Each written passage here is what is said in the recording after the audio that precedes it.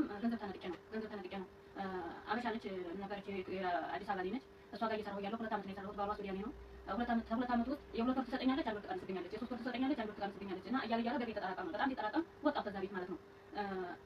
የ8 ወር ነው እህቶቼ ወንድሞቼ እዚህ ያሳያችሁ በእውነት እኔ ልጆች እና ነኝ ሰማችሁ የልጆች እና ነኝ ግን እንዴት ልቀማ እችላለሁ? ገንዘቤን እሰጥሻለሁ በቃ እየተጠራቀመ ይሄድ እያለ ለምንድን ነው ገንዘቤን የማትሰጪኝ? ለምን ገንዘቤን አትሰጡኝ? የልጆች እና ነኝ መላክ ፈልጋለሁ ልጆች አሳደገኝ ነኝ እያልኳት እንሰጥሻለን ነው የሚሉኝ እንሰጥሻለን ነው የሚሉኝ። በወቅቱ ደግሞ እኔ ህገወጥ ነበርኩና ህጋዊ አልነበርኩም በወቅቱ በዛ ነው። ቆይ ተዛሬ ነገ ይሰጡኛል ያን ይሰጡኛል እያልኩት እየተጨመረ ሄደ ያ ብር ማለት ነው። ሲብስ ቤት ተናገርኩና እየባሰ ሄድ እየተጠራቀመ ሄድ ከዛ ቤት ወጣሁ። አሁን ምን አሉኝ መጀመሪያ ታወጣ ገንዘብሽን እንሰጥሻለን አትሄጂ ትሉኝ ከዛሬ ነገ ይሰጡኛል ገንዘባችን ተይዙብን ነው ይሉኛል። ገንዘብ እንግዲህ አላቸው ሞልቷቸዋል። ታረብ ቤት ያነሳ አይደለም ቤታቸው። እሺ በጠቅላላ ስንት ሺህ ብር ነው? በጠቅላላ የ8 ወር ነው 2200 ነበር ደሞዜ የ8 ወር 9300 ምናምን ብር ይመጣል። እሺ እባካችሁ አሁን 9300 ምናምን ብር ላይ ለሀቢባ ሻራል ብላት እባካችሁ ሁላችሁ እና ታገስኩኝ እስካሁን ድረስ ይሰጡኛል እያልኩ በስልክ ሞከርኩ በሰው ሞከርኩ በቃ ሊሰጡኝ አልቻሉም። ገንዘቤን ነጠቁኝ። ወዲህ ማንም መለስበት ቸገረኝ። ውለታ የለኝም መክሰስ አልችልም። እማኝ የለኝም መክሰስ አልችልም። ገንዘቤን ተበልቼ ቀረሁ። ሚቶች ወንድሞቼ ሁሉም እዚህ ያሳያችሁ ሙስሊም መሆናችሁ አላህ ያሳያችሁ። በእውነት እርዱኝ። ገንዘቤን እንዲሰጡኝ እርዱኝ። በእውነቴ ነው እና እዚህ ስሟን የሚሏለው ስሟ ሀና ማሞ በቃላ ትባላለች። አዲስ አበባ ላይ እኔ አንዴ በቃ እንግዲህ ወዲያ ማውጣት አልፈለኩም ነበር። እስካሁን ታገስኳት። ብዙ ጊዜ ሆነኛል ከቤት ውስጥ ቆይቻለሁ። ተወጣሁ። ሀና ማሞ በቃላ ትባላለች ስሟ። የፎቶዋ ማለ ስልክ ቁጥሯ ማለ ተፈለገ አረቦች ጋር ወይም አሰሪዎቻችሁ ጋር ደሞዛችሁን የምታጠራቅሙ እህቶቼ ከዚች ከእናታችን ተማሩ ባካችሁ። ደሞዛችሁን አታስቀምጡ እላለሁኝ። አሰላሙ አለይኩም ወራህመቱላሂ ወበረካቱ። እንዴት ናችሁ? ሰላም ሰላም ብያለሁ። ውድ ሀገሬ ልጆች ሰላማችሁ ይብዛልኝ። ዛሬም በአዲስ ቪዲዮ መጥቻለሁ። እንግዲህ እህቶቼ አረቦች ጋር ደሞዛችሁን እያዳለባችሁ የምታስቀምጡ እህቶቼ እባካችሁ ተጠንቀቁ። ይች እናታችን እንግዲህ የ8 ወር ደሞዝ በገዛ ዜጋዋ በኢትዮጵያዊ አሰሪ ተበልታ ነው። በጣም ያሳዝናል። እስከ መጨረሻው አዳምጡት ቪዲዮ። እንግዲህ አረብ ሀገር ላይ ሱዳኔ አግብታ የምትኖር ሴት ናት። ኢትዮጵያዊ ናት። እሷ ቤት ስትሰራ ይች እናታችን የ2 ወር ደሞዝ ሲኖርባት የ1 ወሩን ትሰጣታለች። የ3 ወር ሲኖርባት የ1 ወሯን ትሰጥና ዝም እንድትል ታረጋታለች። እና ሲዳለብ የ8 ወር ደሞዝ ይሆንባታል። የ8 ወር ደሞዝን ስጪ ስትላት እንግዲህ አረብ ሀገር ነው ደግሞ የምትኖረው። ስጪ ስትላት የለኝም በማለቷ ነው የለኝም ምናምን በማለት ዞሮ እሷ ጋር ብሩ ይጠራቀማል ማለት ነው። ስጪኝ ባክሽ የልጆች እናት ነኝ ስትላትም ቆይ ሰጥሻለሁኝ እያለች ያው ዝም እንድትላለ አይደል። አንዳንዶች አረቦች አሁን ዝም እንድንል ማለት ነው የወር ደሞዛችን ይዘው የወሩን ይሰጡናል።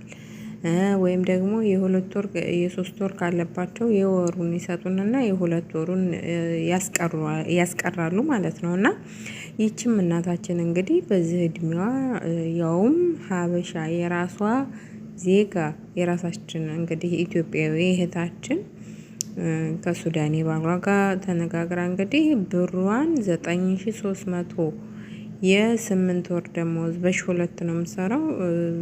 የ8 ወር ደሞዝ ወደ 9300 አካባቢ ድርሃም ማለት ነው አለባት።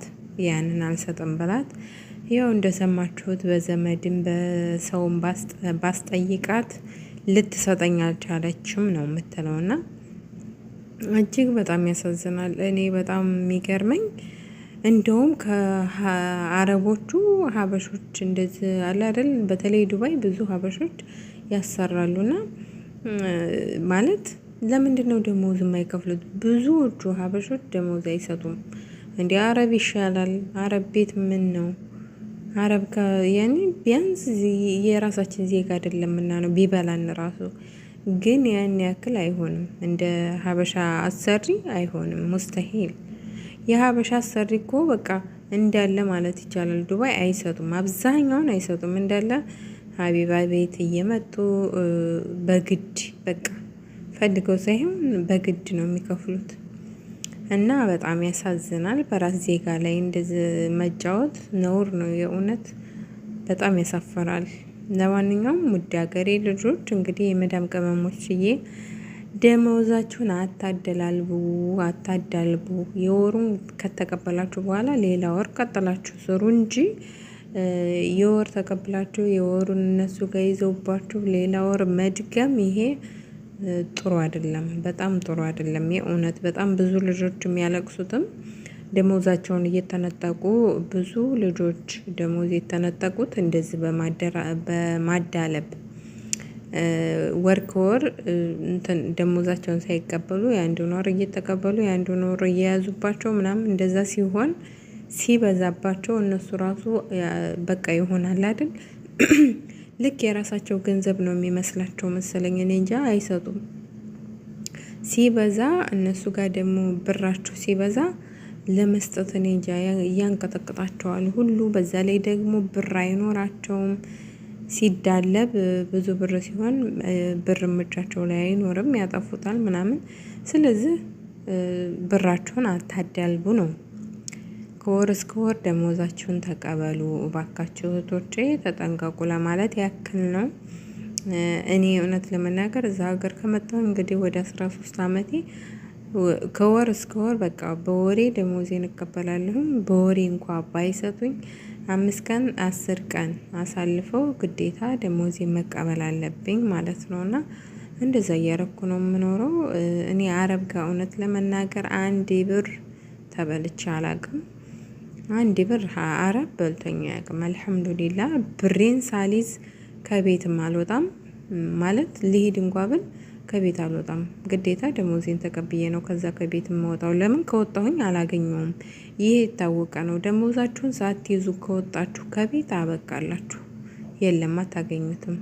ቆይ ሰጥሻለሁ፣ ቆይ በአካውንት አስተላልፍልሻለሁ፣ ይሄ ምንም የማይሰራ ነገር ነውና ደሞዛችሁ እጃችሁ ካልገባች ከቤት መውጣት የለባችሁም። በዛ ላይ ደግሞ የወር ደሞዛችሁ እነሱ ጋር ካልሰጧችሁ 10 ቀን 5 ቀን አይታችሁት ትታችሁ መውጣት ይሻላል እንጂ የ2 ወር የ3 ወር የ4 ወር የ5 ወር እንደዚህ እንደ እናታችን እንግዲህ የ8 ወር ነው የቀረባት እነሱ ጋር። የ8 ወር ደሞዟን በሏት ማለት ነው። እንግዲህ በጣም ያሳዝናል። 8 ወር ሁሉ በነፃ ነው የፈጋችው። እንግዲህ ይሄ በጣም የሚያሳዝን ነው እና ደሞዛችሁን አታዳልቡ። የእውነት ይሄ በጣም መጥፎ ልማድ ነው። ሀታ አውቃቸዋለሁ እንደዚህ ናቸው በጀማ ነው ምናምን ብላችሁ ራሱ ደሞዛችሁን አታዳልቡ።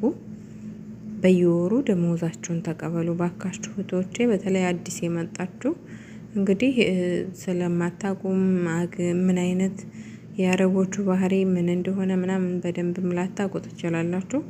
አረቦች ብር ሲዳለብባቸው እነሱም ስለማይኖራቸው መክፈል አይችሉም። ስለዚህ ብራችሁ ይቀልጣል ማለት ነው። በነፃ ነው የደከማችሁት፣ በነፃ ነው የሰራችሁት ማለት ነውና እንግዲህ ይህች እናታችን ሀበሾች ስለሆኑ ያን ያክል አይጎዱኝም ብላ ነበር። ግን እኔ በጣም በሚያሳዝን ሁኔታ እንደውም ሀበሻ ለሀበሻ ነው በጣም የሚጨካከነው። ምንም ማለት ርህራሄ የሌለው እንደውም ሀበሻ ለሀበሻ ነው። አረቦቹ ተሽለዋል አሁን ላይና እባካችሁ እህቶቼ ራሳችሁን ጠብቁ ላለሁኝ። እንዲሁም ደግሞ ለዚች እናታችን ሀቢባ ቤት የቻላችሁ በማድረስ ሀቢባ ፍትህ እንድትጠይቅላት ወይም ደግሞ ሰዎቹን እንድታናገርላት ድምጽ እንሆና ትላለሁኝ። በተረፈ ሼር አድርጉልኝም ስላለች ሼር በቻልኩት አቅም እንግዲህ ሼር ለማድረግ ያክል ነው። እናንተም ደግሞ ከዚች ከእናታችን መማር አለብን። ሀበሻ ወገኔ ነው ምናምን አቃታለሁ ብላችሁ እንትን አትበሉ። ለማንኛውም ራሳችሁን ጠብቁ። ሰላም